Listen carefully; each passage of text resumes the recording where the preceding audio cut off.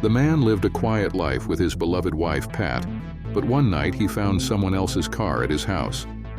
Overcome with jealousy, he decides to find out the truth, unaware that this step will destroy his world and change himself. I was completely oblivious, utterly unaware. I had no slightest idea and would have continued living in ignorance if it hadn't been for that damn leaking factory roof. I adored that difficult woman, my wife Pat, and I would have given my life for her without a second thought. To have our life together end in such a predictable way was almost too painful to bear. By the way, I'm Nigel Billings, just an average guy, average height, average build, pretty much unremarkable in every aspect. I don't do anything particularly smart. I'm just a small part of the machine. I worked at a printing factory all week on the night shift from 3 p.m. to 12:30 a.m., Tuesday through Friday. A normal life for a normal person. I never thought my entire existence was a facade and that it would all come crashing down so quickly, especially with my noticeable ears. But there you have it. How can we know what's happening around us until it strikes us directly? So that's me, an ordinary man. Now, what about my wife, Pat?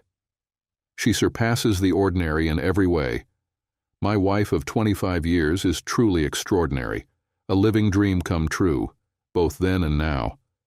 Don't ask me how I managed to win her over because I have no idea.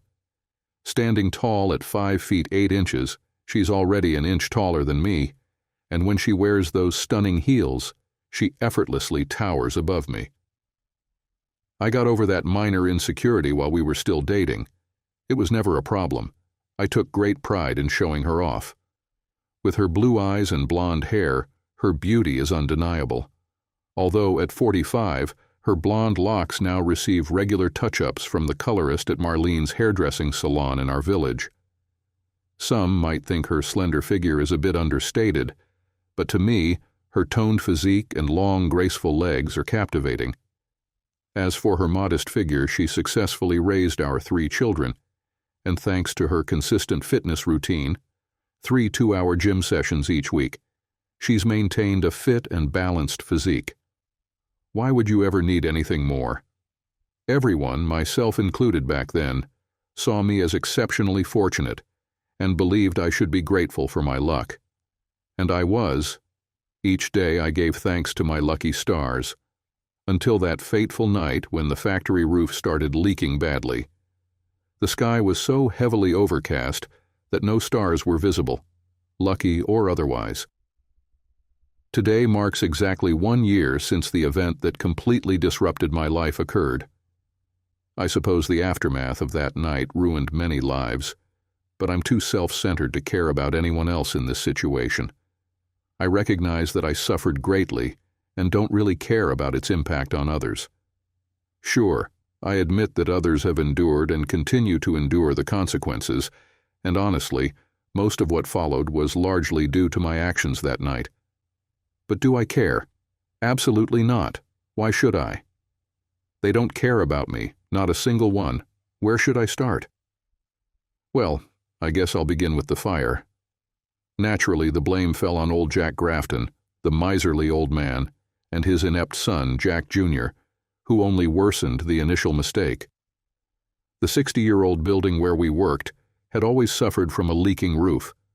Every time there was heavy rain, we had to set up as many as 12 plastic bins to catch not just individual drips, but, in some areas, a continuous flow of dirty, rust-tainted rainwater.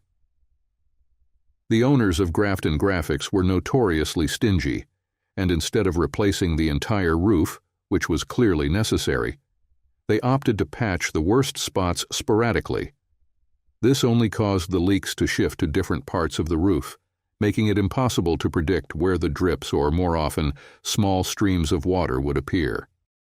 On the night of the fire, it was a wet, stormy autumn evening with rain pouring down like a tropical monsoon for about 45 minutes. At the far end of the building, where I worked alone in the plate room, I only had a single leak, marked by a consistent stain on the wall. I didn't need a dustbin for this one. as the water simply ran down the wall and pooled on the floor. As usual, I threw a handful of cleaning rags down to soak it up and prevent it from reaching the gangway where it could have caused someone to slip. I continued running sets of printing plates, unaffected by that particular leak. Approximately 25 minutes after the thunderstorm began, the lights in the plate room started to flicker before the entire space was enveloped in darkness, causing all the machinery to halt. Within seconds, the green emergency exit signs illuminated, but the backup generator for the main power failed to activate. Since the streetlights outside remained operational, it was evident that the problem was confined to our aging building. I quickly took my coat and bag from beside the doorway, exited the room through the internal door, and walked down a short corridor. Upon entering the factory, it was clear we were facing significant issues. Thick black smoke filled the area, and the sprinklers had been activated, a complete catastrophe for any printing facility. I hurried back into the plate room and exited through the nearest emergency exit at the rear of the factory. Battling through the persistent heavy rain, I proceeded to the evacuation assembly point at the front of the building. Toby Mullins, the assistant night manager on duty that Friday night, was overseeing the evacuation and checked me off his increasingly soggy attendance list. It seemed I was the last to leave, though you probably anticipated that. He then confirmed that everyone was accounted for. I had a good opinion of Toby. He was young, ambitious, fair, and always showed appreciation. Toby preferred to request rather than command, and his team generally responded well. He was also adept at making decisions. "All right, everyone is here and accounted for. The fire service is on their way," he announced. "Can we move these cars from the front parking area? Otherwise, they'll end up being blocked in." Several individuals groaned upon realizing their keys were still inside their lockers, rendering them securely inaccessible. My car was parked near the rear exit of the car park, so I had no issues. A few of us, myself included, happily jingled our keys, much to the annoyance of those who were stuck with their keys and coats still locked in their changing rooms. Toby continued. The leak made its way into the electrical box for the 5-color press, and the explosion blew the door off. The sparks ignited a nearby dirty rag bin filled with ink solvents, which then caught fire on the press. As a result, we're likely out of service for the rest of the night. Once the firefighters have extinguished the electrical fire, the night shift will need to clean up and assess the damage. All of today's printed materials and the paper prepared for tomorrow's jobs will need to be replaced. It's clear that printing won't resume until late Saturday morning at the earliest, and possibly not until Monday. We could hear the sirens of at least a couple of fire engines approaching via the bypass. As some of the guys who still had their car keys quickly moved their vehicles, Toby approached me. Since it's an electrical issue, once the fire is under control, the Sparks engineer will need to inspect the box and fix it, possibly replacing it. They have a 2-hour response time before they arrive, and you finish in less than 3 hours, so you might as well head home now, he said. The plate room was the only production department operating on a 2-shift system, while everyone else worked 3 shifts.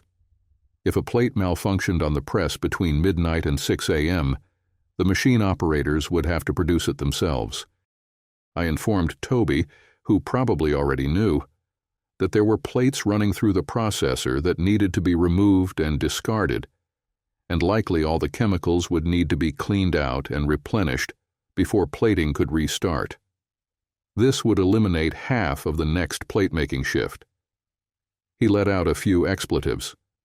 We both realized that we would have to remake all the plates on the non-functional presses and produce new plates for all the ruined print jobs from the past few days, adding to the growing costs of not having invested a few timely pounds in fixing the faulty roof.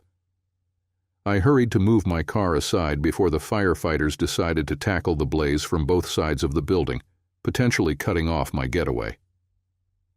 While driving out of the business park, I checked the time, just before 10:30 p.m., more than 3 hours early. Hopefully, Pat would still be awake and maybe in the mood. After all, I'm inherently optimistic, so why not? As it turned out, I was right on both fronts, but I didn't gain anything from either. To set the stage for some spontaneous intimacy, I made a stop at the 24-hour supermarket near the bypass. I grabbed a bottle of wine, some chocolates, and a bouquet of flowers, probably roses. It's nice to show some romantic effort when necessary. When I arrived at my street, which is shaped like a crescent with quiet lanes opening at both ends, I saw a vibrant red Porsche backing out of my driveway in a snarky manner and speeding away. I immediately recognized the vehicle. It belonged to Reggie Nicholson, Pat's employer. He had purchased the nearly new sports car around March or April and had invited all his acquaintances to an unusually cool Sunday barbecue to flaunt his impressive vehicle. I had a bad feeling that he wasn't the only thing he was showing off that evening. Patricia Bellows worked as a secretary in the office of the factory where I was employed when I first encountered her nearly 28 years ago. Our initial meeting wasn't exactly promising for what would become a long-lasting relationship. I had approached the office to complain to the wages clerk about a mistake in my overtime pay from the previous week. Back then, we received our pay on Thursday evenings in hefty envelopes filled with actual cash, folded bills, loose change, and a payslip. Once we had the money, the younger workers, including myself, would head to the nearest pub for a few drinks and games of darts, bar billiards, shove halfpenny, or cribbage, before hilariously making our way home on foot or by bike. That simple Thursday night routine was my weekly joy. Those were the days. I was 23 years old, a journeyman printer with just 2 years completed since my apprenticeship, and 7 years of experience operating single-color offset litho presses. During my first pint of light and bitter, while reviewing my payslip, I realized I hadn't been compensated for 6 hours of overtime on a Saturday morning.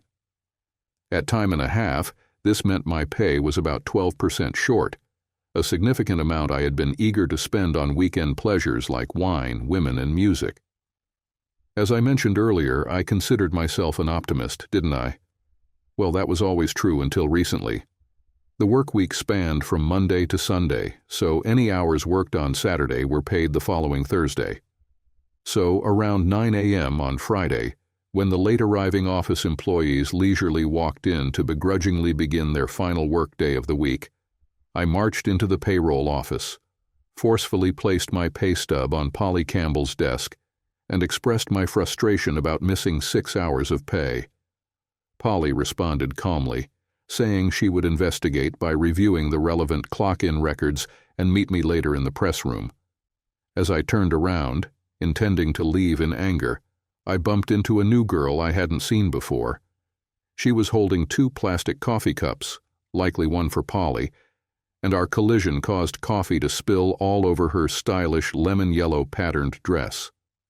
Naturally, I apologized profusely and offered to pay for her dry cleaning, but she was very kind about it and gently assured me that it would come out. She had a lovely smile, and I couldn't resist her sweet demeanor. It wasn't until later, when she returned to the coffee machine for more refills, that I noticed her exceptionally attractive legs and backside. I followed up my apology by meeting her at the drinks dispenser and inviting her to dinner. She was young and shy, turning bright red before politely declining. Damn, she probably already had a young guy chasing after her. Lucky guy. I couldn't really blame him. She was stunning. Later, when Polly caught up with me, I was working on my single-color offset press, printing magazine covers one color at a time. She handed me a new paycheck with an updated pay slip and the remaining money I was owed.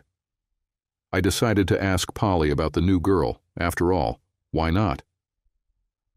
Pollyanna was a talkative, married woman with young children who had just started school, so Polly had returned to full-time work. She had platinum blonde hair, often wore short, tight skirts, and more than compensated for any shortcomings in the young woman I was interested in, especially in the chest area. It was always enjoyable for the entire press room to coax Polly into revealing her, allowing us to have a good look. I could see my dirty co-workers gathering around to take in the view. Luckily, the noise in the press room made it hard to have a conversation, so I leaned close enough to Polly to almost be overwhelmed by her perfume, and I thought the strong solvents we used on the presses were intense enough. Polly smiled at my curiosity about the new girl and was willing to share whatever little information she had. I learned her name was Pat. She was only 18, fresh out of secretarial college, shy, single, and didn't seem to have a steady boyfriend. It was only her 5th day at the company, and she hadn't ventured into the general office yet. Polly believed I might have a good chance with her since Pat had inquired about me right after I left. I thanked Polly and asked if she could find a way to have Pat come see me by my machine under some pretext. She laughed, saying that the state of my handwriting on my timesheets meant she could probably send Pat by 6 times a day. Good old Polly. I still see her around town these days. She enjoys a drink, but has let herself go a bit. A couple of years after I met Pat, she had an affair with a guy in the bindery, which led to the end of her marriage, losing her house and alienating her children. It's sad, really. I feel sorry for her even though we're both in the same situation now. As expected, Pat was sent to find me later that day. Luckily, the press was idle when she arrived because I was washing down, either between colors or from a previous job. I asked her if she had a chance to tour the factory yet. She had during her second job interview, but was shown around by Joan, the office manager, at the end of the afternoon. Everyone who understood what went on in the factory had long since left for the day. The factory operated from 8 a.m. to 4:30 p.m., while the office hours during that period started an hour later, running from 9 a.m. to 5:30 p.m. I decided to give Pat a tour, knowing that my skeptical colleagues would likely give me a hard time afterward. When we reached the paper storage area at the far end of the factory, a place as quiet as any printing facility could be, I seized the moment to ask her out to dinner once more. She blushed charmingly and mentioned she would consider it. Just as I was about to plead my case before we approached the large rubber doors to the binding section, she unexpectedly agreed. We paused there while I pulled a broken pencil from my ink-stained overalls and ripped a piece of paper from the wrapping to jot down her phone number and address. We planned to meet that very evening at 7 p.m., and she walked away on her unsteady heels, leaving me with the best sight of a departing girl I'd seen in ages. I had to stealthily enter the foreman's office to call the restaurant and secure a reservation, hoping they still had a table available for 2. Fortunately, they did. Hooray. I reviewed my finances. I usually saved a few pounds each week in my building society account on Saturdays. This dinner was likely to cost more than my entire weekly spending budget. I needed to take some money from my mother's rent that I had left on the sideboard after returning from the pub on Thursday night. I required that cash until I could visit the building society in town after working overtime on Saturday morning and withdraw enough to reimburse her. My mother could tell I was smitten with this girl. I took my Saturday night bath on Friday evening and dressed in my best suit, actually my only suit. I hadn't planned what to do for a second date, or even if there would be one. I was going all out for that initial evening. On my way home from the factory, I had scouted her place in the old, battered Vauxhall car I used to drive back then, ensuring I could easily locate it in the dark. There was no satellite navigation back then. How we managed remains a mystery. Pat and I came from distinct backgrounds. I worked on the factory floor in a blue-collar job, while she held an office position.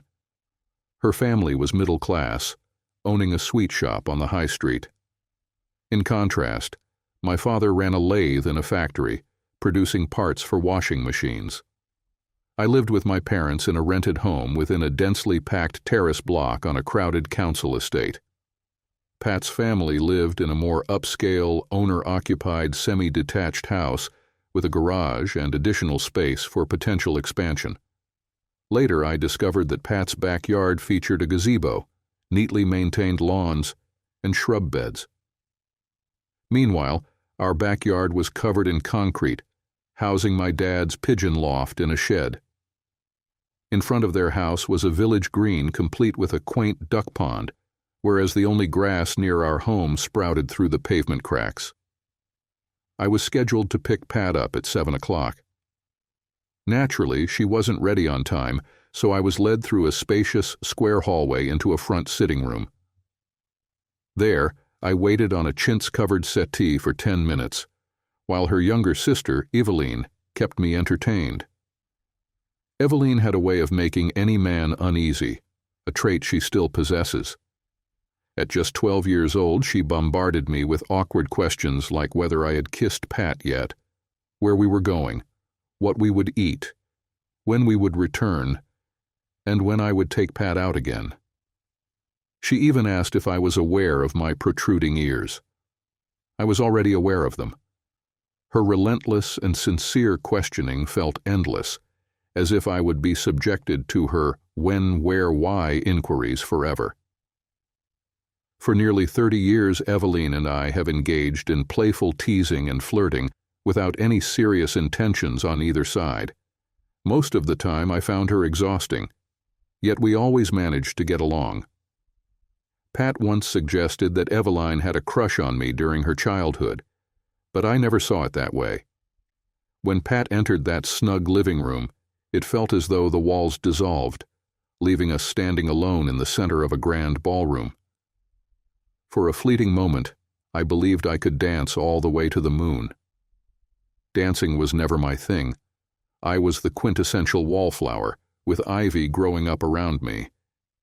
Yet, I gracefully left that elegant, semi-detached house with the charming Pat by my side, as if I had wings. That is, until I reached my dilapidated car. I kept forgetting how the passenger door in that old vehicle used to jam terribly. I never used that door myself.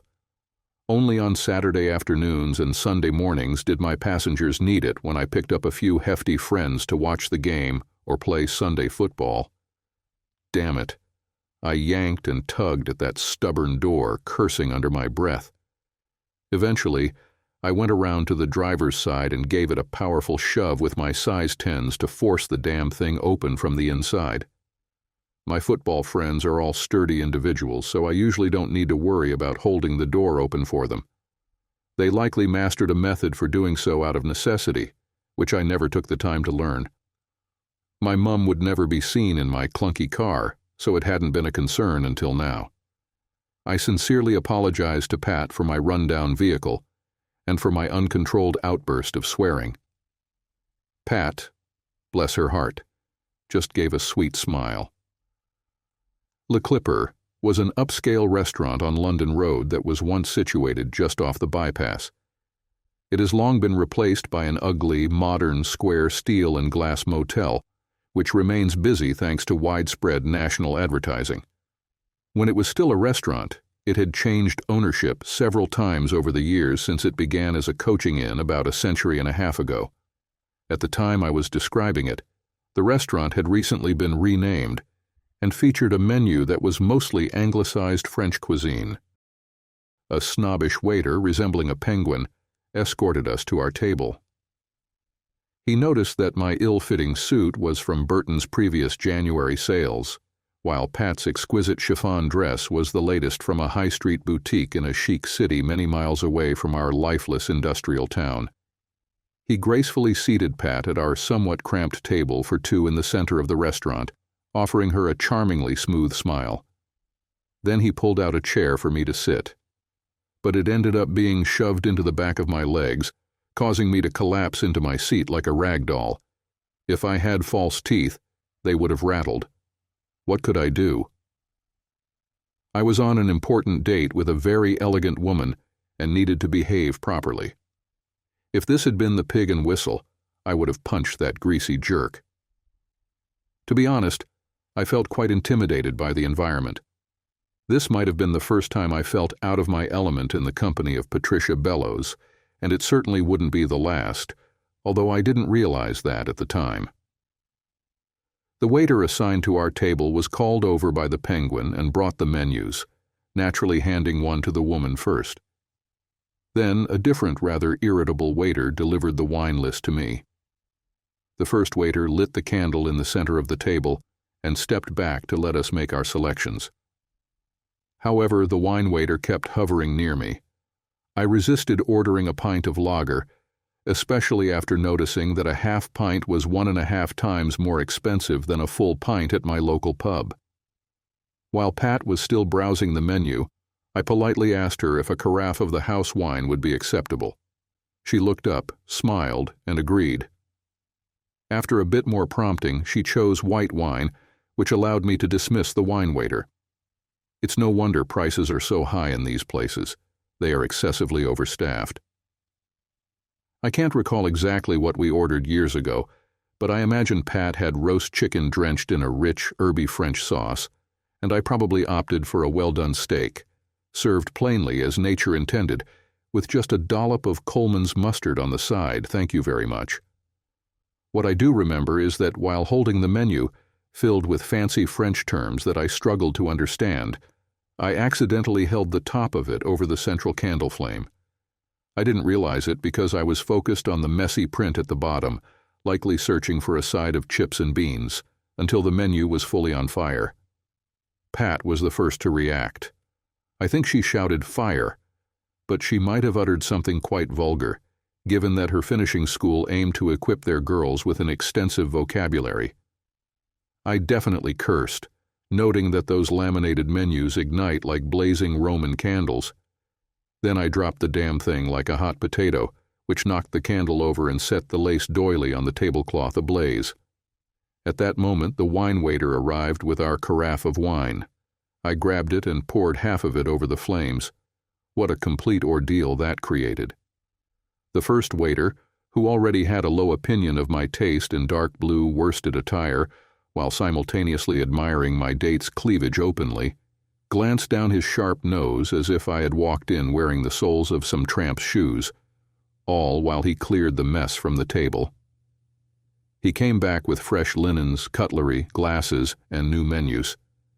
However, there was no candle. I was too embarrassed to make any clever comment, which was unusual for me.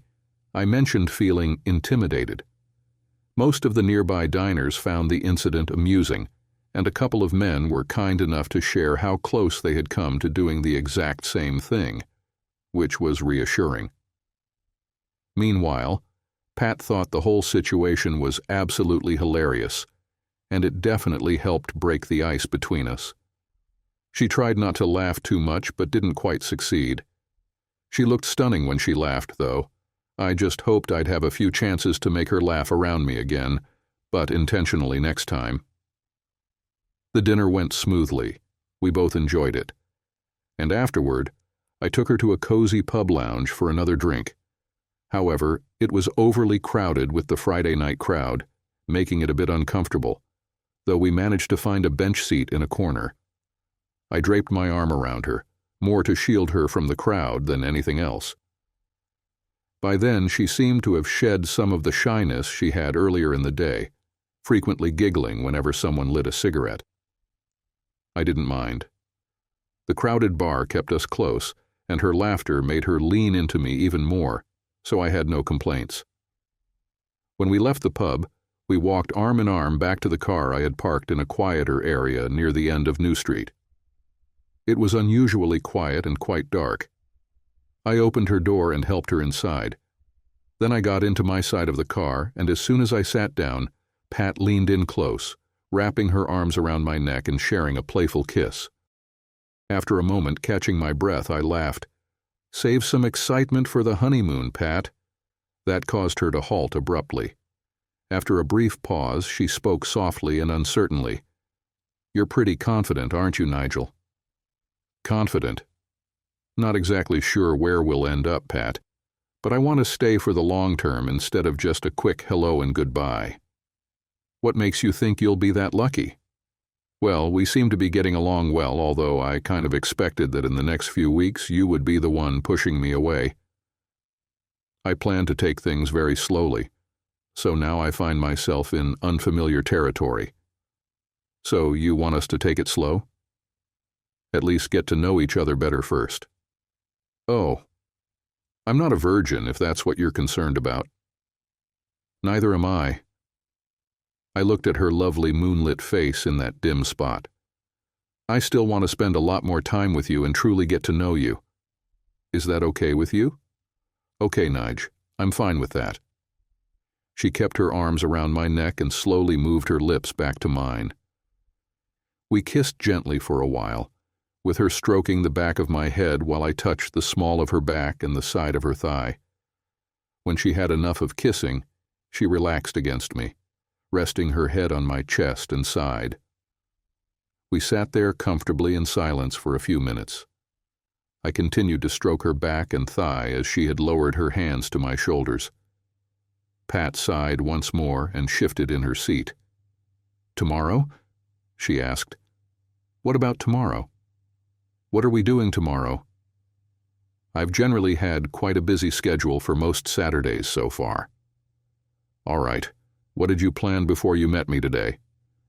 I work from 8 a.m. to 12 p.m., then go home for lunch and change for football in the afternoon.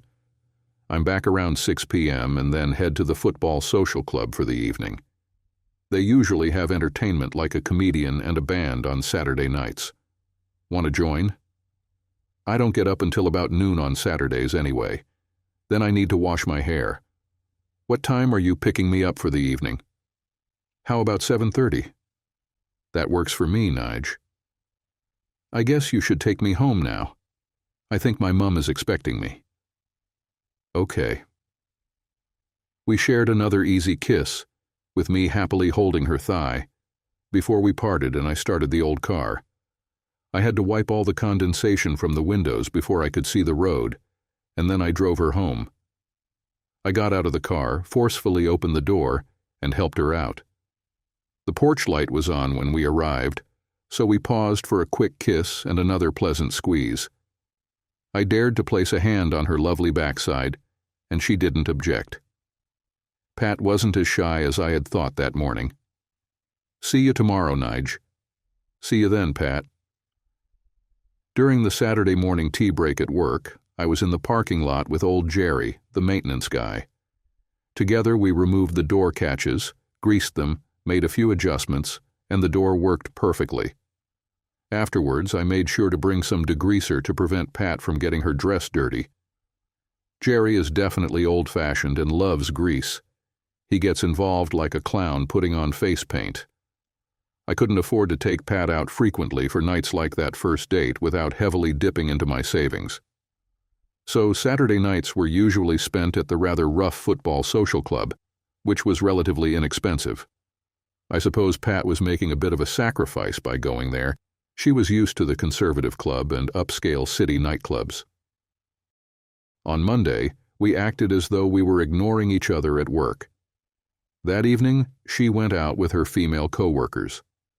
The next day, Tuesday, we watched a movie together at the new multiplex, each paying our own way, holding hands, and sharing a bag of toffee popcorn.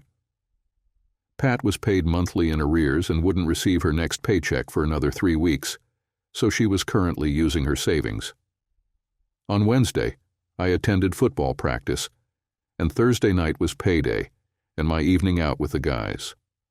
Friday and Saturday nights were our main nights together, where we dined out, danced, or saw a show. We kept going out regularly, and our relationship grew stronger each day.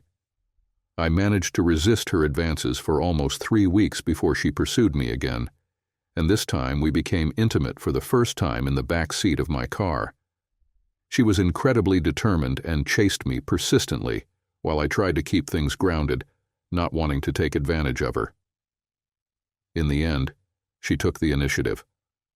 I truly believed that once she had me, she might disappear, but to my surprise, she didn't, and our relationship continued to strengthen.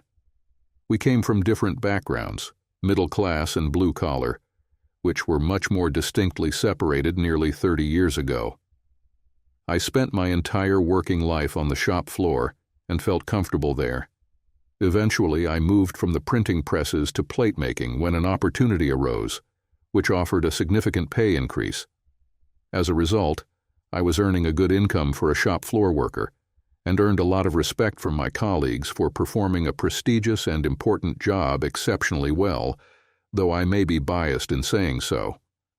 Pat, on the contrary, received an excellent foundational education both in school and at a secretarial college, and she was highly ambitious in the business realm.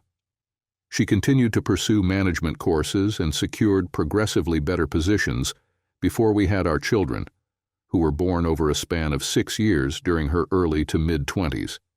With me working shift hours most of the time and with support from both our mothers, Pat was able to maintain her career continuously, only taking minimal time off for each child.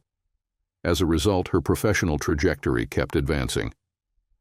About 6 years ago, she joined the Spinner Group, where she and her boss, Reggie Nicholson, formed a strong partnership. Together, they received several promotions until Nicholson became the sales director, and Pat advanced to the senior position among 3 sales managers. In addition to her professional life, Pat was quite the social butterfly. She enjoyed dancing, hosting dinner parties, and drinking wine, sometimes excessively. She loved meeting a diverse array of people and had many friends who I felt were somewhat superficial. Her closest friends were a particularly wild group who often found themselves in troublesome situations. Most of her friends, along with her sister Evie, experienced marital issues, divorces, and affairs. Pat's role in sales involved numerous dinners out, entertaining clients with fine dining, and taking them to concerts, ballets, and sporting events. This required me to trust her to act appropriately when she was out without me, and I never had any reason to doubt her. She had a personal rule never to drink when she wasn't out with me, ensuring she always remained in control. Our mutual trust was strong. I trusted her completely, and she trusted me in return. In contrast, I was much more reserved than Pat. I wasn't a good dancer, didn't enjoy going to clubs, and especially disliked dinner parties because the attendees often looked down on me for working on a factory floor. I preferred beer over wine and rarely drank excessively. My circle of friends was small, but they had been lifelong companions, and I hadn't made many new friends over the years. How Pat and I managed to come together and marry just 2 years into our relationship always seemed surprising to me. The fact that we remained a couple for 28 years of marriage continually amazed me. I constantly reminded myself that I was fortunate to be in such a relationship, feeling grateful for it every step of the way. That led us to the night when the factory roof was leaking, and I came home to see what seemed to be an unexpected visitor leaving our house and turning the corner. I drove into our short driveway, which could only fit 2 cars, and parked behind Pat's vehicle, a sleek new black BMW executive sedan provided by her company. It was a week old, a top-tier model loaded with the latest automotive technologies, highlighting her significant role within the company. In contrast, I parked my 8-year-old basic Ford hatchback, which only featured a heated rear window.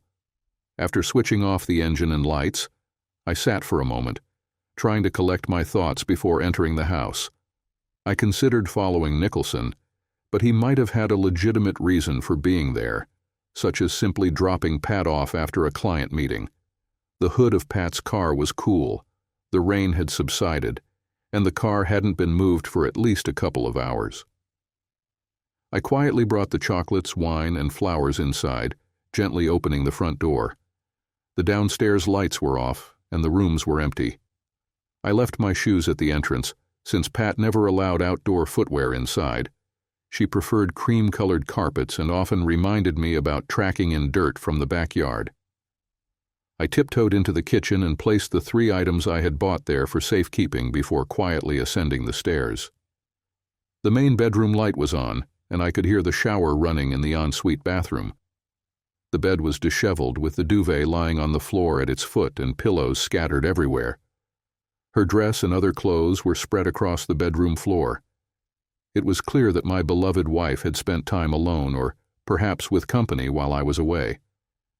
Pat was unaware of my presence, her cheerful singing faintly audible over the sound of running water in the ensuite shower. The ensuite was designed without space for a bathtub. Only a shower, wash basin, and toilet were present. Additionally, the door couldn't open inward into the ensuite, so it opened outward into the bedroom. As quietly as possible, I pushed the bed over to block the shower door from opening. This meant I couldn't close the bedroom door, so I left it ajar, wedging the bed at an angle to keep the ensuite door securely closed. Next, I stripped all the bedding, including the duvet cover, and placed them into a couple of black trash bags I retrieved from the cupboard under the kitchen sink. I carried them to the car and locked them in the trunk, considering them as evidence for the divorce. I felt fortunate that our children weren't at home. Charlie and June were both attending university. Charlie was in her second year of her bachelor's degree in Newcastle, and June had just started her postgraduate master's program in Manchester. Robert had moved out 3 years earlier and was living with his girlfriend across town. With me out until nearly 1 o'clock in the morning, Pat had the freedom to do whatever she wanted in the evenings. I had no idea how long she had been acting that way or what she had just done. I searched the garage, gathered a few items I thought I might need, and put them in my car's trunk. For a fleeting moment I was tempted to set the house on fire, especially knowing that 2 fire engines were likely still busy at the factory on the other side of town. Another thought was to pull Pat, soaking wet from the shower, by her hair and throw her nacked D onto the front lawn. I didn't like how either option would affect the kids. I knew where Nicholson lived. We had been there in April that year. I wasn't sure if he parked his nice car outside his house, on the driveway, or in a garage. When I drove by his home, there it was on the driveway. I parked about 50 meters around the corner and opened my trunk, taking out the half-full 5 liters of white spirit, roughly half a liter of methylated spirits, and a box of matches that I kept in the garage for barbecues. It was around 11:15 p.m., and most of the houses on the street had lights on in the bedrooms and downstairs. I comforted myself by thinking that I wouldn't wake too many adults and that it wasn't a school night for the children. The sports car was parked on a slight incline, with another vehicle, likely his wife's, positioned in front of it. I poured meths onto each of the Porsche's tires, then applied white spirit to the roof and sides of the car. Lighting 2 matches, I placed one near the front wheel on the driver's side and the other by the rear wheel. Flames ignited immediately, engulfing the tires and paintwork and climbing up to the roof. By the time I circled to the other side and lit the next 2 matches, the car was fully ablaze. Calmly, I walked back to my car, started it, and drove home. During the drive, I called Toby on his mobile, asking for a favor. "Sure," he replied uncertainly. "What is it?" I inquired if the fire department was present. "No, they just left a moment ago for another emergency," he responded. I told him about my wife and Nicholson's car. Without me needing to ask further, he simply said I'd been there all night and told me to return immediately to confirm it. I returned the bottles, each still containing some liquid, to the garage and grabbed an old 1-gallon container of used engine oil from the last few oil changes that I had planned to take to the recycling center eventually. Then I re-entered the house. As I climbed the stairs in my outdoor shoes, I could hear loud banging and panicked muffled shouts of, "Let me out!" coming from the shower room, while stepping onto her immaculate cream carpet. The stack of trash bags was still present, so I began emptying all her drawers and wardrobes, cramming the clothes as haphazardly as possible into the refuse sacks. I started with her elegant designer outfits that she wears for her beloved friend Nicholson at work. I hauled the first 3 or 4 bags down to the garage, poured a generous amount of thick black oil into each sack, and tied them up. I accidentally spilled some oil on the garage floor, thinking, "Silly, clumsy me." There were some old muddy wellies stored there for gardening. I put them on, stepped into the oil, and left oily, muddy footprints throughout the hallway, the staircase, the landing, and the master bedroom. I lost track of how many sacks of clothes there were, but it was a lot, at least 20. I had been considering what to do about the bed. There was no way I was ever going to sleep in it again or use any of that bedroom furniture. I had already concluded that I couldn't use Toby's alibi, since only I could have come home and moved Pat's things to the garage. Damn. The size 10 welly footprints were a glaring clue, too. I figured I wouldn't be jailed for more than 6 months for setting Nicholson's car on fire, and decided it was worth every single day. I might even receive a suspended sentence if any of the 3 magistrates had previously been divorced from a cheating spouse. So, after securing the last bag, I grabbed my 14-pound sledgehammer from its hooked spot on the wall and went up to the bedroom. I smashed each bedside cabinet with a couple of satisfying blows from the hammer. The shower room had been silent for quite some time. I didn't realize it until that moment. However, once I began wielding the hammer, the loud, angry shouting erupted in full force. For a split second, I wished I had an axe instead of a sledgehammer so I could tear through one of the shower room door panels and deliver a "Here's Johnny." Like in The Shining, truly giving Pat the chills one last time. Without any warning, you can never really prepare for these situations, can you? I demolished her dressing table and all the wardrobe doors, and wreaked havoc on the full-length mirror she adored so much. Considering I had just discovered I'd been cursed with 28 years of bad luck, I figured adding another 7 would be just a walk in the bloody park. Then I began destroying the bed. The noise in the shower room died down as I focused my aggression towards the doorway. I assumed she had either fainted in fear or taken her own life. By then, I honestly didn't care either way. I dragged the mattress down the oil-slicked stairs to the front of the house and threw it onto the lawn. I opened the garage, grabbed the last of the oil, and poured it all over the mattress. As I was putting the can back on the shelf with my back turned to the open garage door, I was suddenly jolted by a terrifying surprise. Pat's voice came sharply from right behind me, angrily demanding, "What the hell's going on here, Nige?" This essentially updates our story. I left Pat without saying a single word because I couldn't bring myself to remain polite. That night I drove away, still wearing my wellies and only my oil-stained work clothes. I never heard from Nicholson, so there was no arson trial. Eventually I received legal documents for my separation from Pat, which resulted in all our assets being frozen until our 2 daughters completed their full-time education. I was required to continue contributing a set amount to our joint account to cover the house maintenance and mortgage payments. I wasn't pleased with this arrangement as it left me with barely enough to live on. To cut expenses, I gave up my mobile phone and my car. I was tired of all the messages from Pat, likely explaining that her affair was insignificant or something similar. I never listened to any of them, but I could imagine the nonsense they contained. I bought a used bicycle to commute to work and rented a 1-bedroom studio apartment above a noisy row of shops, primarily because it was affordable. I had to change jobs after Grafton Graphics went bankrupt, apparently due to insufficient insurance, and I was laid off along with everyone else.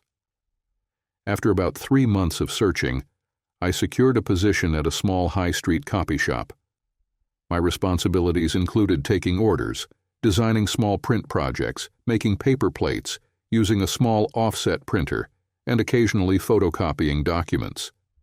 It wasn't much, but it was a job. Naturally, the kids sided with their mum when I called each of them individually the next day. They all expressed that they wanted nothing to do with me, and agreed that I deserved to be locked up for my actions. They didn't mention anything about what she did to me. While I might have scared her, she ultimately destroyed me. Interestingly, the only family member I've been in contact with over the past year is Pat's sister, Evie. About 2 weeks ago, she walked into the copy shop during lunchtime, and we found ourselves staring at each other, unsure of what to say.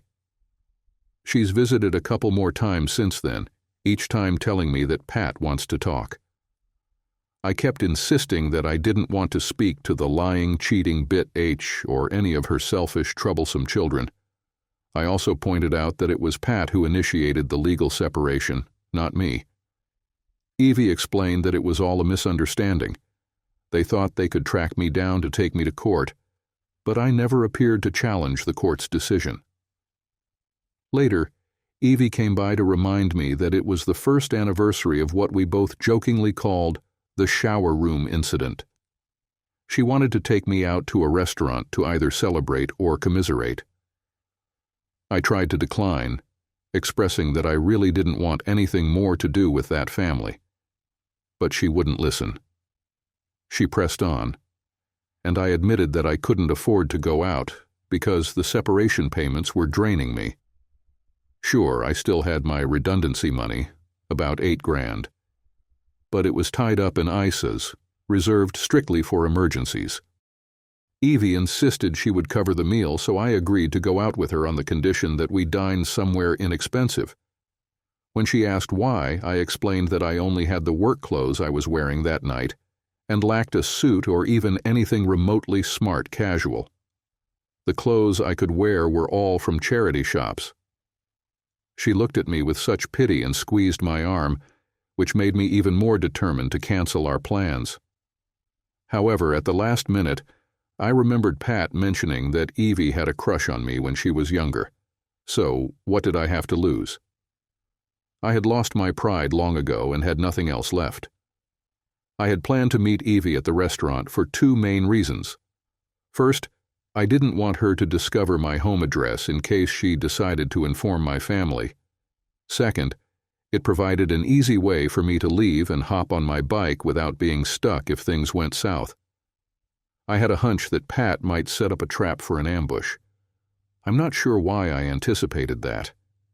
Pat and I were legally separated, and she could choose to pursue a divorce whenever she wanted, which I expected she would do once the girls finished university. My distrust of Evie's intentions stemmed from being disappointed by one woman, making me wary of all of them. As I mentioned before, I'm no young man anymore. I'm someone who doesn't catch much attention. I haven't had a girlfriend in years, and to be honest, I'm not interested in dating any of them. So why was Evie so eager to go out with me? Even if she once had a crush on me when we were teenagers nearly 30 years ago, she's 11 years younger and a stunning 40-year-old. Meanwhile, I'm a jaded single man in my 50s with awkward, protruding ears, gradually becoming a lonely, depressed old man who doesn't care about anything around me. I parked my bicycle and locked it to a post at the edge of the car park, next to the restaurant's bleak wall. Pulling my trousers up from my socks, I placed my helmet under my arm and strode into the restaurant. I arrived about 10 minutes early, though not particularly stylishly so. Scanning the tables briefly, I didn't expect to see her yet, but there she was, seated at a cozy table for two. Perhaps this meant Pat wouldn't ambush me after all. Evie was undeniably attractive, but that didn't change the fact that our relationship was going nowhere. I looked disheveled and wasn't in the mood to have someone in front of me who constantly reminded me of her sister, my ex. As I made my way to the table, Evie noticed me approaching and stood up to plant a kiss on my cheek. I tucked my helmet beneath the table. Observing this, she asked, "Didn't you bring the car tonight?" "No car, period. I had to give it up. Every penny I have goes to your troublesome sister to support her, her partner, and her friends in their usual ways," I replied bitterly. "Oh, I didn't realize things were this bad." "Well, I lost my job when the factory never reopened after the fire. That left me unemployed for 3 months, and as soon as I found another job that pays about half of what I used to earn, your sister filed court orders against me, freezing my assets from the time we were married and demanding the impossible," I continued. I retrieved my helmet from under the table and stood up. "Look, I'm too angry to eat. Coming here was a mistake. I need to leave." Evie stood and took my hand. "Please don't go, Nigel." I really wanted to talk to you and look at yourself. I've never seen you so thin and drawn. You need to eat something. Please stay, she pleaded. Evie was acting like that 12-year-old girl again. If I stayed, I knew I'd face a barrage of whyach questions. All right, I agreed. I was easily persuaded. Maybe I was just tired of eating beans on toast at my flat. No wonder I didn't have many friends. Evie ordered a pint of lager for me and some kind of cocktail for herself. She had already had one earlier. She chose a mixed grill, while I went for a large, juicy seared steak with chips and mushrooms. I still wasn't sure if I was hungry, but decided to go for it since Evie could afford it, and I didn't want to miss the opportunity. As we waited for our food to arrive, something strange happened. A woman approached the table. She was notably attractive and dressed stylishly, possibly even overly so for this place, with a somewhat bold demeanor. I would estimate she was in her mid to late 30s, with dark hair that reached her shoulders. She came to the table and stood beside me. "Excuse me," she said in a tentative, anxious tone. She gave Evie a quick glance before looking back at me. "Do I know you?" As I stood up, I noticed she wasn't wearing any rings on her left hand. She was slightly shorter than me, had a petite frame but a prominent chest, and seemed even more nervous after I stood than she had been moments earlier. I can't help it. I have to stand when someone addresses me. "I don't think so," I responded, attempting to smile to reassure her. "I'm sure I would remember someone as attractive as you if we had met before." "And you don't hold any resentment towards me?" "No, of course not. I've just said that I don't know you at all. I'm certain we've never even crossed paths before." By this point, my smile had disappeared. This evening was quickly becoming a fiasco. She smiled in return and extended her right hand. "I'm Janet, nice to meet you," she said. "I'm Nigel, nice to meet you." We shook hands, and then she said, "Thank you," before walking away. I watched her continue toward the exit and out the door. Confused, I sat back down. "That was really strange," I commented. "Do you know her?" "Yes," Evie replied after a brief pause. "She experienced a significant trauma last year and has been in therapy since then. I was hoping you could help her. I also thought she might be able to assist you in some way, or at least provide you with a little encouragement." I looked at Evie. "Why do the women in your life always seem intent on manipulating you or using you for their own purposes, like supporting someone who lacks confidence? There was a time when I was happy without a woman in my life. Why can't they just leave me alone? Maybe it's because they're curious, a realist might say, or because they're women, a cynic would argue. I knew which side I was on. It had been a year. "What other surprises have you planned for me tonight, Evie?" "Nothing tonight, I promise, Nigel. I just want you to enjoy the meal and for us to have a nice conversation. I'm happy to talk about anything except my failed marriage or your sister and her, and therefore your family, okay?" "Okay," Evie agreed. "So, where are you living now, Nigel?" "I'm renting a one-bedroom studio apartment. I won't say where it is." "Is it comfortable, Nige?" "No, it's cold and damp and extremely noisy. It's not in a very nice part of town, and there are always a lot of youths hanging around outside. I have to bring my bike into my room for safekeeping." "I could talk to Pat about removing the financial restrictions related to your separation if you'd like." "No, the end is almost in sight anyway. It's only for another year or so, I guess, until Junie finishes her master's. I assumed Charlie got her degree since the payments to Pat decreased by a couple of hundred a few months ago." "Oh yes, she did graduate with honors. I went to Newcastle with Pat for the graduation ceremony." "It was lovely," Evie said. "Charlie was quite emotional that you weren't there to see her either." "Yeah, I can imagine. Charlie really gave me a hard time when I called her last year, and that ungrateful bit AH told me she never wanted to speak to me again," I said bitterly. "That was because she didn't know the whole story. She does now, she believes. Charlie had sent you the invitations by email but never received a reply. She seems to have forgiven Pat quite easily for what happened, assuming Pat was invited, I said.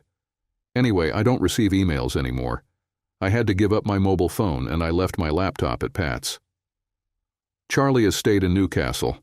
She has a local job and says all her friends are there now. Great, I wish her well. I'll let her know when I see her. The waiter soon arrived with our main dishes, taking a minute or two to place our plates on the table and bring me some mustard, ketchup, and a steak knife. We then began our meal. As I started eating, my long-suppressed hunger, resulting from months of poor nutrition, kicked in, and I quickly devoured my food, even managing to finish the side salad for the first time. Evie requested another round of drinks, so I opted for a second lager. By the time we finished the main course, I felt quite relaxed and decided to check in with Evie about how she was doing. Despite my best efforts, maintaining a negative bullshit attitude becomes challenging after a few pints and a hearty steak dinner paid for by someone else. Perhaps that's why some women choose to engage physically on a first date. "I'm fine, thank you," she replied with a smile. "Still working at the same job, and I haven't had anyone significant in my life since my last divorce. It's pretty much the same routine." "How about you? How's your love life?" "Nothing at the moment. I struggle with trust issues, understandably after a long relationship ended badly." There was a brief silence in our conversation. "You haven't asked me about Pat's love life." "That's because I'm not interested," I answered honestly. "Plus, I think we agreed not to talk about her." "You're still hurting, aren't you?" "No, not really. It's not so much about my marriage anymore. I believe I accepted it was over long before anyone else realized it. If we do get divorced soon, I don't think I'll cry over it anymore. Sure, I'm a bit down about my current living and work situation, but on the flip side, I enjoy being alone and not worrying about getting dirt on Pat's carpets." I couldn't help but smile at the mention of those carpets. "She hated what you did to those carpets." I cut her off by bursting into laughter and clapping my hands together. She had them steam cleaned and they still didn't come out. She eventually had to replace the carpets in the hallway, stairs, and landing. Evie laughed along at the memory. "What color are they now?" I inquired. "A dark gray, kind of mottled." I couldn't hold back any longer and reached for my handkerchief as tears welled up in my eyes. My third pint of lager arrived, and we decided to order ice cream for dessert.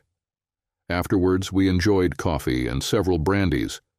We chatted, but there wasn't anything significant or memorable in our conversation. I was starting to feel pleasantly buzzed when she posed the million-dollar question. "Do you want the evening to continue? I'd like you to come back to my place for a nightcap. Will you come?" I hesitated. The evening had been going wonderfully, and I was beginning to enjoy myself. I hadn't been out socially in a year and missed having company, especially female company. However, Evie was too familiar. I wanted some distance. I dislike complications. "Sorry, Evie, I need to go home. I have to work tomorrow and I don't want any complications in my life right now." "Please, Nigel, I can't drive anyway because I've had too much to drink, so I need to take a cab. Please come back with me for just an hour or so. We can have a coffee or two, and then I'll arrange a ride for you home. I promise there's no funny business." "There's no point, Evie. I care about you, and of course, you're a beautiful woman. But I see you more like a sister. We'll never be anything more than that." "Wait here," she said. "I'll go call for a lift and we can discuss it further when I get back." After she left, I idly waited. The waitress came to clear our coffee cups and glasses. I ordered a couple more brandies and asked for the bill. Evie was still nowhere to be seen. I suspected she had left without paying, leaving me to cover the bill. Damn, I thought, this place might be inexpensive, but the bill must be around £70 and I didn't have nearly that much cash on me. When the brandies and the bill arrived together, it was over £80. Damn, I might have to do their washing up for the next 2 weeks if Evie had indeed skipped town. I've definitely had enough of the Bellows family. I leisurely sipped my brandy, taking ample time to warm it in my hand, swirling the liquid and savoring its exquisite aromas. Evie was still nowhere to be seen, so after finishing my glass, I reached for hers and did the same. The waitress attending our table lingered nearby and passed by several times, likely wondering why I was alone and hadn't yet paid the bill. I was thinking the same thing, curious about how much longer until closing time. I must have been sitting there by myself for what felt like at least 20 minutes when Evie finally returned, much to my relief, which must have shown on my face. "Miss me, honey?" she asked. I figured I'd have to do the washing up, and I left my favorite set of marigolds on the dish rack at home, I replied. "Sorry, I was just arranging my transportation. There's still room for you to join me if you've changed your mind, of course." "No," I answered.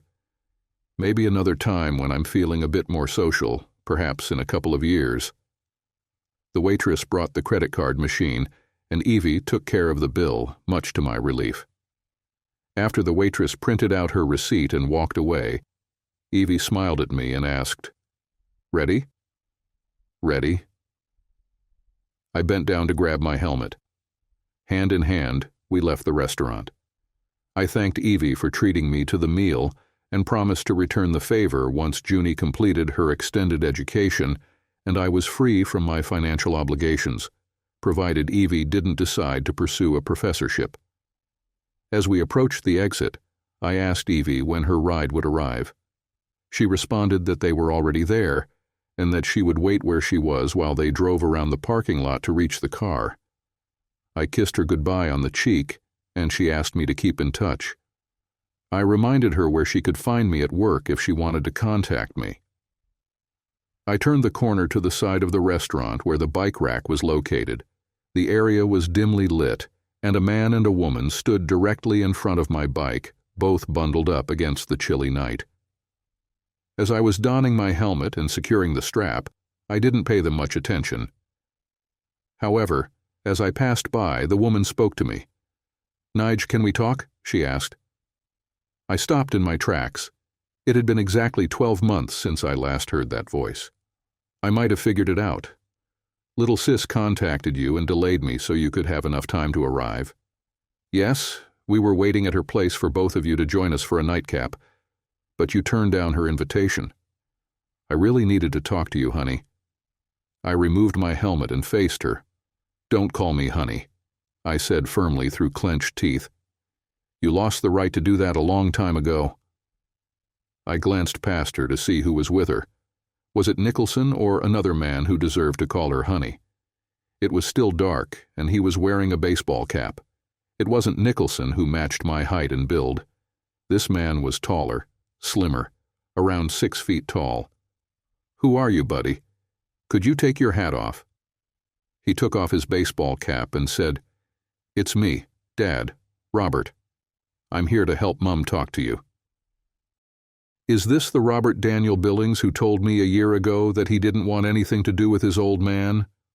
I replied sarcastically, then turned to Pat. "Is he my son, Pat?" "Of course he is, you idiot," Pat snapped. "How could you doubt it?" "I don't know how long you've been sharing your attention with other lovers.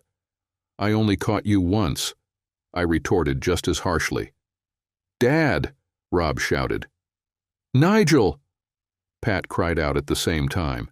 I continued, adding, "This is why I never wanted to speak to you again, Pat, either of you. It's just too damn upsetting. None of you want anything to do with me, and I don't want anything to do with you either. Why the hell can't you all just leave me alone?" I was yelling and crying as I struggled to put my helmet back on. All I wanted was to leave. "Dad!" Robert shouted once more, wrapping his arms around me tightly. I tried to resist, but he had me pinned down with his strength, and I felt Pat embracing me as well. Realizing my efforts were futile, I stopped fighting and burst into uncontrollable tears. Another pair of hands grabbed the helmet from my limp arms and placed it on the ground, and then Evie held me from behind, too. Damn it, I was completely surrounded. By now, all four of us were in tears. Families, even those that are broken, still feel the pain, don't they? Nige, you never caught me, sweetheart, Pat said through her own tears. It was Janet you found in the shower. What? Janet? I cried.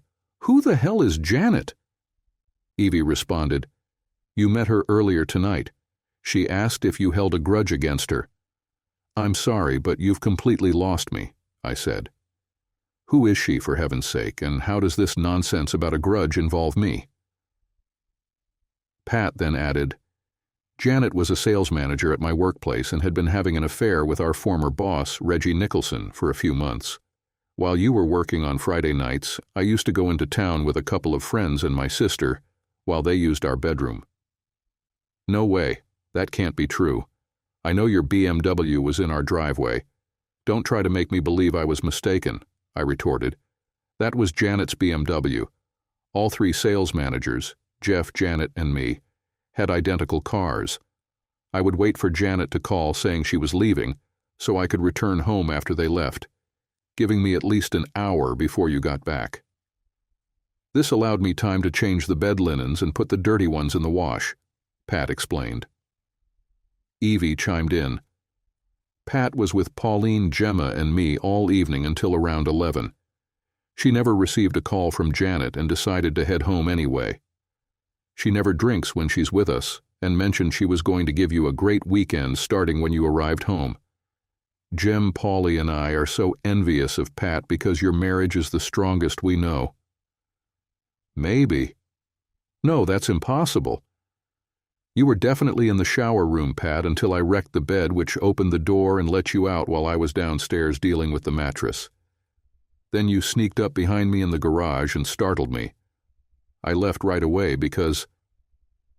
I trailed off, trying to recall a night I had spent the entire past year trying to forget. When Pat approached me from behind, I knew I had to leave. I had just damaged her friend's car and caused a mess in her bedroom. I realized I was on the verge of losing control completely. I never thought I could be that angry with Pat, but I was overwhelmed with frustration and sadness at that moment. Janet didn't manage to leave in time. She fainted in the bathroom, completely unprepared. All her clothes, along with mine, were packed up. Her coat, purse, and car keys were still on the sofa in the living room where she left them. When I arrived home and saw your car parked behind Janet's, blocking her exit, I knew we were facing a complicated situation. I drove a bit further down the road and parked, figuring there was no space left in the driveway and wanting to leave room for you to leave easily so Janet could head home. Then I noticed the mattress on the lawn and the garage light on, realizing things were far more serious than I initially thought. But if it was all such a misunderstanding, why did everyone in my family tell me to leave? Well, Nige, that's my fault, Pat responded. I couldn't tell the kids you thought you caught me in an affair. I thought if you could think that of me so quickly, maybe you were considering the same. I know that now. But back then, you had just destroyed our bedroom, damaged the carpets, and wrecked every piece of clothing I owned. I really thought we were over that night. So did I. We are. From the first night we went out, I always knew our time was limited. I felt so out of your league. Honey, I'm sure about this. It was never going to work once the kids left. You were moving up in your career while I felt like I was being left behind. That's not true. Plus, you were so much more confident than me. I knew that after our first date, I'd lose you as soon as someone better came along. I was a virgin. What? I think that was a 3-part chorus. I acted confidently that first night because I fell in love with you instantly and wanted to be with you. When you hesitated, I thought it was because you saw me as too innocent. So I pretended. You pretended? Yes, I did. I've only ever been interested in you. I wasn't looking for anyone else. I never needed anyone else because I already had everything I wanted at home. So, if it hadn't been for that emergency at the factory, I might have been in for an amazing weekend. And the whole weekend, No kids at home for once, remember? Wow, I really messed things up by acting so impulsively, didn't I? You did, but I wasn't much better. I was incredibly hurt by what you did. You caused such a mess at home. Janet was very shaken by it all, and she hasn't been the same since. She had to leave her job, and her personal life has suffered too. I had to call an ambulance for her after you left and stayed with her until she reached the hospital. The poor woman was in shock and needed support, and she's still dealing with it. I couldn't stay at the house alone that night, so I called Evie. Evie then shared her perspective. Pat was falling apart. Her nerves were stretched thin. She couldn't drive to the hospital after Janet's ambulance ride. I had to go pick her up, take her there, and then bring her back to my place from the hospital. She ended up staying with me for over a week. That week was pure chaos, Pat recalled. On Monday morning, Reggie arrived at work very late with a black eye. He was delayed because his wife needed the company car to take the kids around. Apparently, he had spent the entire weekend at a hotel. His wife had long been suspicious of him, and when you set his car on fire, it was the final straw. She ended up hitting him on the head with a lamp and kicked him out. Later that Monday morning, Janet's husband came into the office and brutally beat him. Janet's husband had gone to the hospital with his mother early on Saturday morning after seeing a message from the hospital on his phone once he finished his night shift. His mother had offered to come along and take her clothes home to wash. That's when he realized she had been admitted wearing only her coat and nothing else. Evie continued the story. He connected the dots and confronted her. She admitted to having an affair with someone at work, but wouldn't disclose who. When her husband walked into the office on Monday morning and saw Reggie's black eye along with the fear in his other eye, he lost it. I think he broke 4 of his ribs. Evie and Pat both started laughing at that moment. Couldn't have happened to a nicer guy, I commented. I thought I was going to be arrested for arson. No, Pat laughed. Reggie was convinced that Janet's husband had set his car on fire, but no one came forward to admit who did it. The funny thing is that Janet's husband was a firefighter who responded to both your factory fire and Reggie's car fire. But there were plenty of witnesses who saw me walking away, I pointed out. Nobody liked that arrogant jerk enough to describe you to him or the police, though, Pat chuckled. His neighbors were warming their hands by the fire and got a bit annoyed when the firefighters arrived to put out the blaze. So why haven't you mentioned that this was a misunderstanding until now? I wasn't aware of the fire at Grafton's for about a week, nor did I know anything regarding Reggie's car, Pat responded. I was really upset with you and didn't want to talk, especially after seeing how angry you were that night. The expression in your eyes in the garage gave me chills. I genuinely feared for my safety. I assumed you'd go home and brood while I stayed at Evie's for a week. Aunt Evie contacted us early the next day and informed us that you and Mum had a serious argument, that you'd broken several things, and that she was staying at Aunt Evie's until you calmed down, Robert added. She was clearly frightened by the incident, and we all feared the worst, thinking you might be experiencing a midlife crisis and needed some time apart to cool off. I'm sorry about your wedding dress, Pat, I said. I didn't notice anything specific. I just took everything, including the hangers. I didn't even realize you had kept it. I got rid of my old wedding suit years ago. I managed to retrieve the dress from the bags, but I didn't find it until about 10 days later. It was completely wrapped in plastic, but the oil had seeped in and stained it. I can't properly clean it because it might fall apart. Sorry to hear that. So have you repaired the place since then? I asked. Evie mentioned something about the carpets. Yes, partly at least. The police treated it as a domestic incident and gave me a crime number. I spoke with Jeannie, my friend at the insurance brokerage, and she processed it as a burglary. A friendly insurance assessor came by and classified the claim as an aggravated burglary, so I received compensation for the bedroom furniture, the carpets, and my clothes. The check arrived about 2 or 3 months later. "I'm glad you've managed to get everything sorted out," I replied. By that point, we had all loosened our grips on each other, allowing me to pick up my helmet from the ground and rummage through my pocket for my padlock key.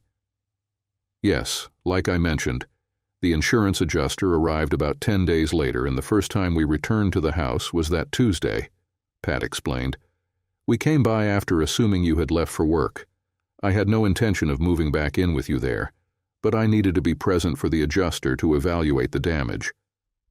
It was the first time I saw the full extent of the bedroom's devastation in daylight and the condition of the carpets you left behind. I noticed you hadn't taken any of your clothes, and neither of the spare bedrooms had been used. I yelled down to Evie, saying I didn't believe you'd been there all week.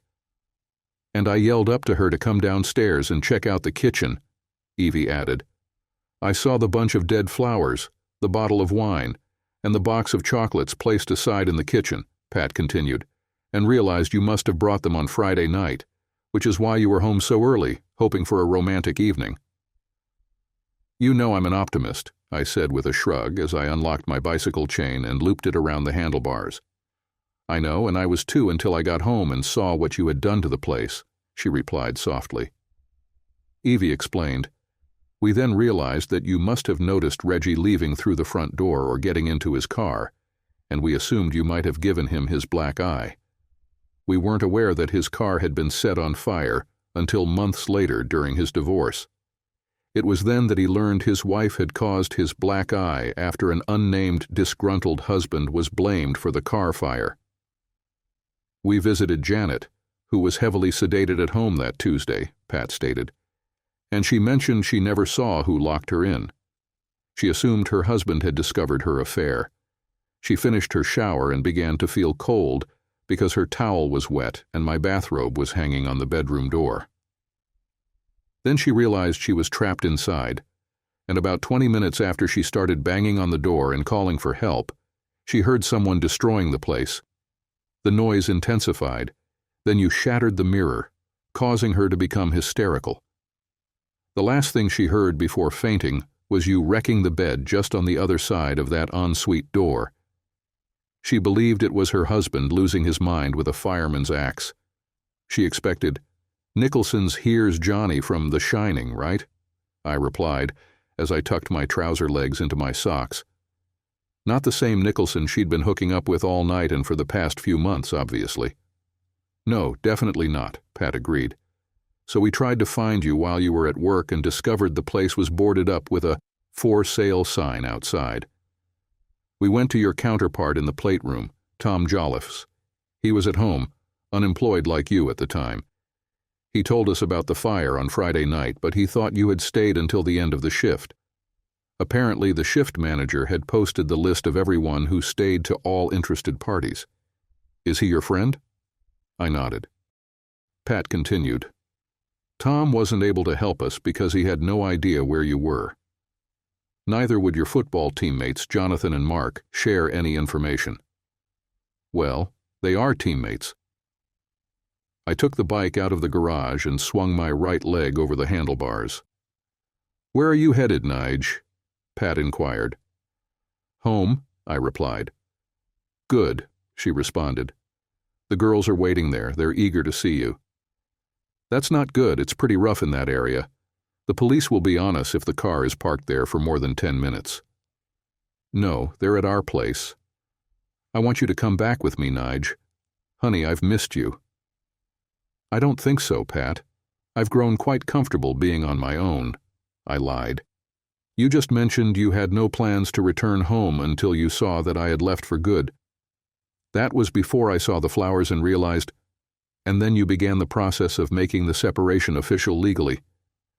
But that was only to get you to talk to me, honey. Well, we're talking now."